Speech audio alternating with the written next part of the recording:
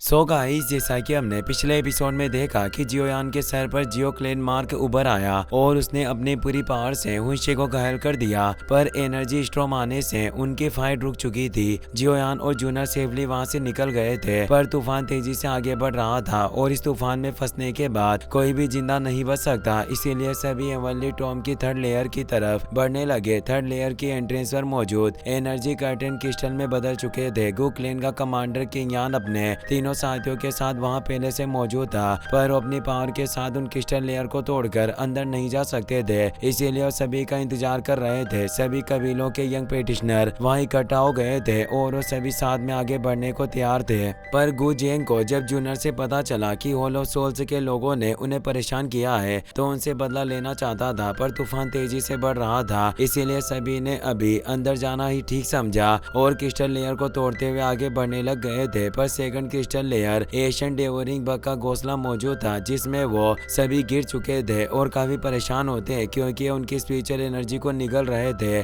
जियोयान अपनी heavenly flame की मदद से उस पूरी जगह को चेक कर रहा था। वहां सैकड़ों एशियन डेवोरिंग बग मौजूद थे। सभी काफी ज्यादा परेशान नजर आ रहे थे। जियोयान इन बग के बारे में कुछ नहीं जानता था, इसीलिए वो पूछता है कि आखिर ये सब किस तरह के एशियन मैजिकल बीस्ट हैं। किंग बताता है कि हमने सुना था कि ये काफी लंबे समय पहले ही विलुप्त हो गए थे, पर ये अभी भी इस जगह पर मौजूद है। और जूनर बताती है कि इन एशियन डेवोरिंग इंसेक्ट की शक्ति काफी भयानक है, क्योंकि यह सब कुछ निगल जाते हैं और लगातार अपने प्योर एनर्जी से घोंसला बनाते रहते हैं। इसीलिए क्रिस्टल एनर्जी दीवारें भी इनके द्वारा ही तैयार किया गया एक ट्रैप है, क्योंकि हमारी स्पिरिचुअल पावर को निगलना चाहते हैं। हुनशी को काफी गुस्सा आ रहा था। वो बोलता है कि ये कीड़े काफी चालाक हैं। स्टोन क्लेन के मेंबर परेशान हो गए थे। उन्हें लगने लग गया था कि वो यहीं मरने वाले हैं। पर तभी कमांडर किंग सभी से कहता है कि हम वापस नहीं लौट सकते, क्योंकि पीछे के रास्ते पर एनर्जी स्ट्रॉम मौजूद है। इसीलिए पीछे जाने का अर्थ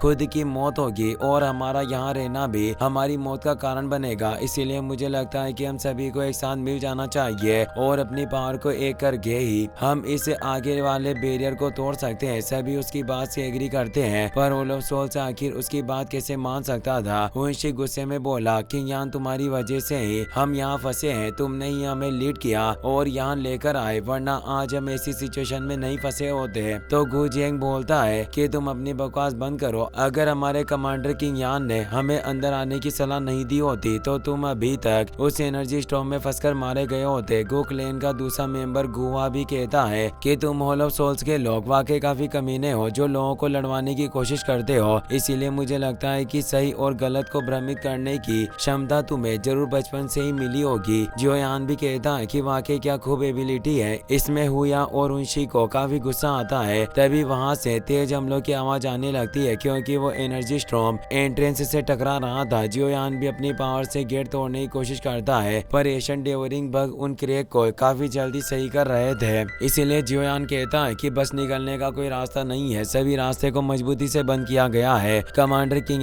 भी परेशान हुआ कहता है कि वास्तव में ये कीड़े स्पिरिचुअल एनर्जी के दुश्मन है, इसीलिए हम अगर अपने पावर्स का इस्तेमाल भी करें तो ये उन्हें सीधे निगल लेंगे। हुनशी कहता है कि अब आखिर हम क्या करेंगे, क्या हम सभी यहीं पर मरने वाले हैं। और वो लड़ना चाहते थे। तो मेडिसिन याओ क्लेन का याओ जिंग कहता है कि हमारे आपस में लड़ने से कुछ नहीं होगा, क्योंकि लड़ाई से कोई भी समस्या नहीं होती। पर उसे भी बाहर निकलने की कोई तरकीब नहीं सूझ रही होती। तभी जियोयान को अपनी हेवनली फ्लेम का ख्याल आया, क्योंकि हेवनली फ्लेम में काफी पावर होती है और ये किसी भी जहर से बचने के साथ किसी भी चीज को जलाने की काबिलियत रखती है। इसीलिए वो इससे आगे की एनर्जी क्रिस्टल लेयर पर वार करता है। हेवनली फ्लेम होने से वो एशियन डेवोरिंग बग उसके पास पहुंचकर उसे खा नहीं पा रहे थे और क्रिस्टल लेयर पर छोटा सा निशान हो गया था। यह देखकर जियोयान कहता है कि हम इस जगह पर मरने वाले नहीं हैं, क्योंकि ये एशियन डेवोरिंग कीड़े हेवनली फ्लेम को निगल नहीं सकते।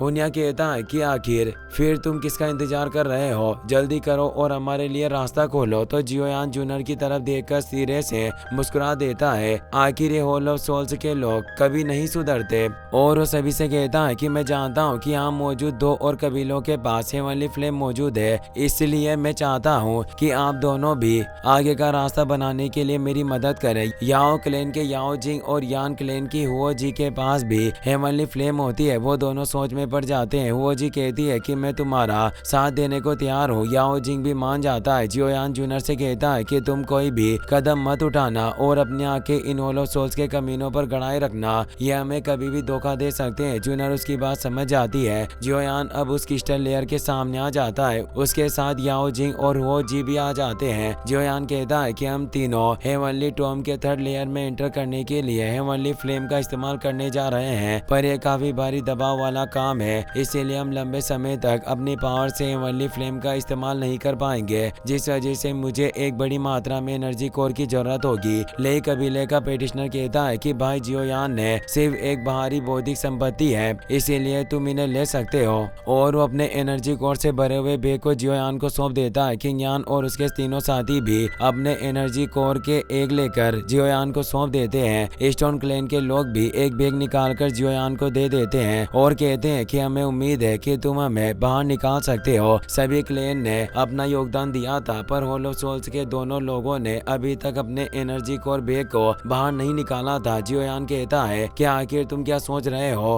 हुनशी कहता है कि तुमने पहले से ही काफी सारे एनर्जी कोर बैग को इकट्ठा कर लिया, क्या ये सब पर्याप्त नहीं है जो तुम हमें भी लूटना चाहते हो। जियोयान कहता है कि चाहे ये पर्याप्त हो या नहीं, पर तुम्हें भी पेमेंट तो करना ही पड़ेगा।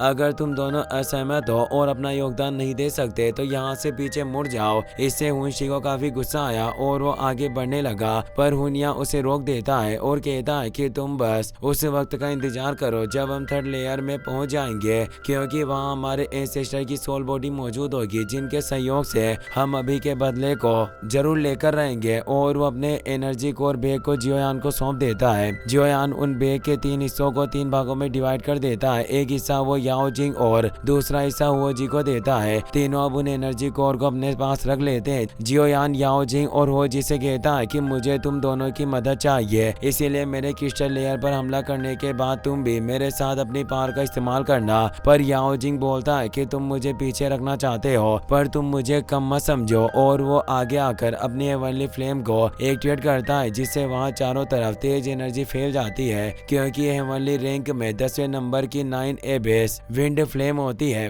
वो बोलता है कि 9वें नंबर की फ्लेम कोई मामूली फ्लेम नहीं जिसका हर कोई इस्तेमाल कर सकता हो, पर वो जी कहता है कि यह सब काफी बचकाना है, और अब वो अपनी हेवनली फ्लेम को एक्टिवेट करती है, जिससे और ज्यादा एनर्जी बाहर आती है। इससे याओ जिंग भी चौंक जाता है और बाकी कबीले के लोग भी चौंक गए होते हैं, क्योंकि रेड लोटस कर्मा फ्लेम होती है जो हेवनली फ्लेम लिस्ट में 8वें नंबर पर थी। जियोयान सोचता है कि इन दोनों के पास 8वें और 10वें रैंक की हेवनली फ्लेम मौजूद है। वास्तव में दोनों काफी इंप्रेसिव है। जियोयान के पास जो 3000 बर्निंग फ्लेम थी वो 9 नंबर पर थी, पर उसकी चारों कंबाइंड फ्लेम की पावर काफी हायर होती है, जिसकी तुलना आखिर वो कैसे कर सकते थे। जिससे जब जियोयान अपने 3000 बर्निंग हेवनली फ्लेम को एक्टिवेट करता है तो इससे काफी भयानक एनर्जी वेव फैलती है। ये इतनी फियर्स एनर्जी होती है कि याओ जिंग और हुओ जी की हेवनली फ्लेम वेव उसके सामने बिखर गई थी, जिससे सभी के होश उड़ गए थे। हुओ जी कहती है कि जियोयान ने अपनी इस हेवनली फ्लेम को कई सारे हेवनली फ्लेम के मर्जिंग से बनाया है, इसीलिए इस हेवनली फ्लेम की शक्ति मापी जाए तो ये हेवनली रैंक की टॉप 6 फ्लेम लेवल की होनी चाहिए। हुओ जुआन भी सोचता है कि ब्रदर जियोयान की स्केल वास्तव में काफी एक्स्ट्रा ऑर्डिनरी है। लेक क्लेन पेटिशनर कहते हैं कि अब हमें पूरी उम्मीद है कि हम बच सकते हैं। स्टोन क्लेन का शिपिंग भी जियोयान की तारीफ करता हुआ बोला कि वास्तव में भाई काफी कमाल का है। जियोयान अब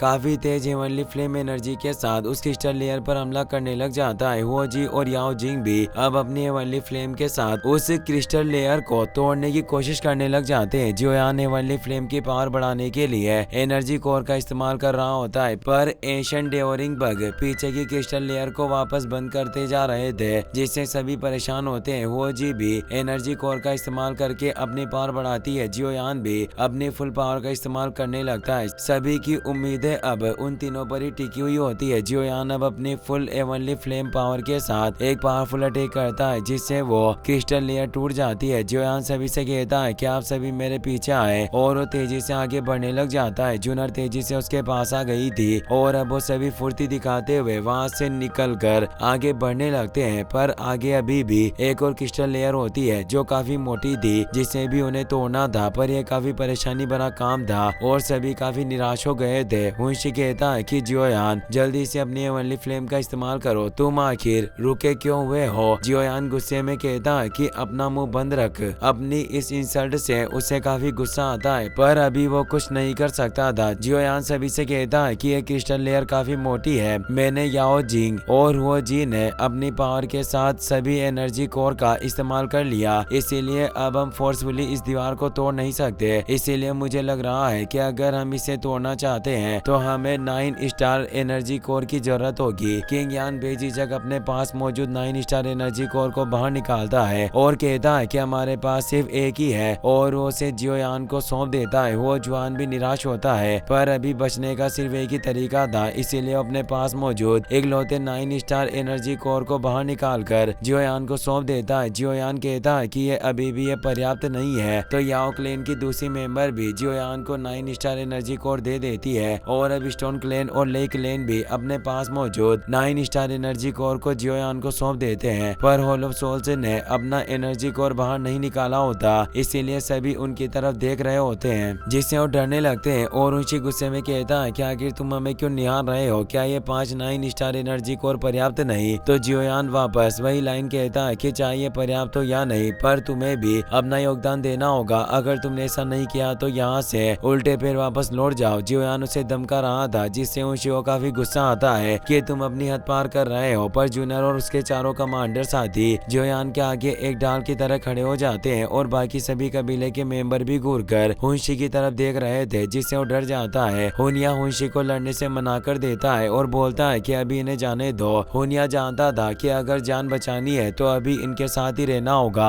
हुंशी एनर्जी कोर को निकालकर जियोयान को सौंप देता है। जियोयान सभी एनर्जी कोर को अपने पास रख लेता है और याओ जिंग और वो जिसे कहता है कि वो एशियन डेवरिंग बग तेजी से इस तरफ बढ़ रहे हैं, क्योंकि वो हमें बाहर निकलने से रोकने की कोशिश करेंगे, इसीलिए तुम दोनों इस एरिया में उन्हें आने से रोकना। वो दोनों उसकी बात मान लेते हैं और वहां आने के रास्ते पर अपनी हेवनली पावर से एक एनर्जी शील्ड को क्रिएट कर देते हैं। जियोयान अपनी ट्रू हेवनली पावर से इस लास्ट क्रिस्टल लेयर को तोड़ने वाला था, इसीलिए वो एक 9 स्टार क्रिस्टल को बाहर निकालता है। इस एनर्जी के साथ वो अपने 3000 बर्निंग बिस्ट को एक्टिवेट कर लेता है और एक पावरफुल पंच से उस क्रिस्टल वॉल पर अटैक करता है। काफी तेज एनर्जी रिलीज होने लगती है, पर उस क्रिस्टल लेयर में कुछ क्रेक ही पड़े थे और अब वो एशियन डेवरिंग बग तेजी से उस तरफ बढ़ने लगे। हुओ जी और याओ जिंग को उन्हें रोकने में प्रॉब्लम हो रही थी। जियोयान लगातार अपनी हेवनली फ्लेम पंच के साथ अटैक कर रहा था, पर उसे तोड़ नहीं पाता। जियोयान सोचता है कि आखिर इसे तोड़ना इतना मुश्किल कैसे हो सकता है, और अब वो एक साथ 4 9 स्टार एनर्जी कोर का इस्तेमाल करता है और एक फियर्स हेवनली पावर के साथ उस क्रिस्टल लेयर पर हमला करता है। इससे हेवनली फ्लेम के ट्रू ड्रैगन की पावर समाहित थी, जिससे वो क्रिस्टल लेयर बिखर जाती है। सभी ये देखकर चौंक जाते हैं। उन्हें विश्वास हो जाता है कि जियोयान की पावर वाकई काफी महान है, पर हेवनली टॉम के 3rd लेवल में जाने का रास्ता खुल चुका था। पर जियोयान को उन बिखरे हुए